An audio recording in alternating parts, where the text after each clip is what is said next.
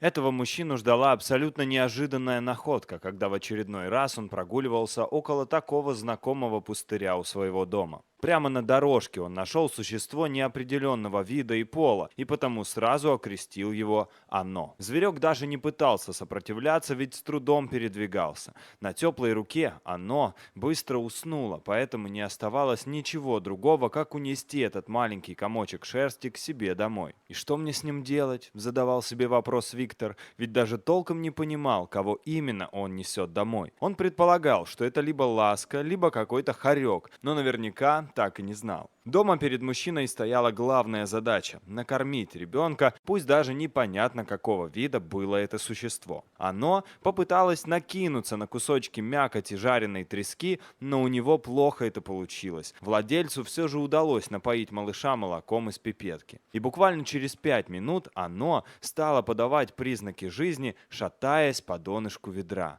тянуться наружу и издавать жалобные звуки. Очевидно, я угадал. Ребенок был полностью обезвожен. Накормив еще раз малыша перед сном, Виктор отправился спать. Молоко, видимо, помогло, и на утро зверек уже бегал. Оно окрепло до такой степени, что начало распознавать людей, то есть меня, и хватало за все пальцы по очереди, явно намереваясь с ними покончить, словно это была ядовитая гадюка. При появлении собаки оно начинало неистово кричать, явно призывая какого-нибудь родителя. А когда нос приближался к головке малыша, он умолкал и пытался найти что-то, из чего может появиться молоко. И вот теперь оно сидит в ведре у моего стола, и я не знаю, кто оно и что с ним делать. Позже Виктор пришел к мнению, что зверек мог выпасть у кого-то из корзинки, пока этот кто-то шел через пустырь.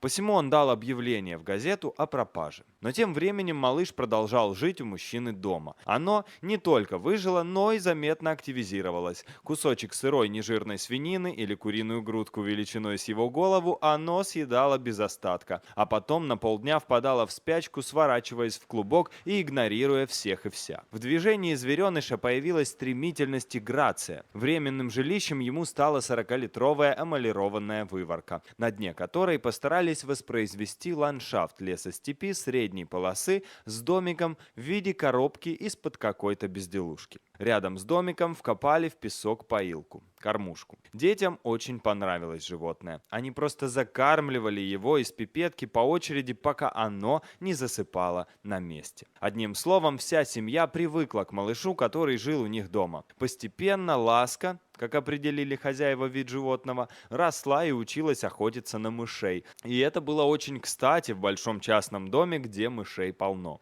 Потом Ласка стала выбегать на улицу и все реже появляться дома. Хозяева уже думали, что животное их покинуло, и опять стали расставлять по дому мышеловки. Но совсем недавно мыши, пойманные в мышеловке, стали кем-то покусанными. Если это не изголодавшаяся крыса, что маловероятно при осеннем изобилии еды в частном доме и огороде, то значит это ласка? Виктор уже соскучился по своему другу и надеется, что ему еще удастся увидеть его. Если в дальнейшем нам удастся сохранить это хрупкое равновесие между диким зверьком и обитателями нашего дома, я буду этому очень рад. Вот так внезапно Виктор обзавелся новым другом, которому он помог выжить и окрепнуть. Дорогие друзья, если вам понравилось это видео, ставьте лайк, а также подписывайтесь на канал, где вы найдете еще много интересного.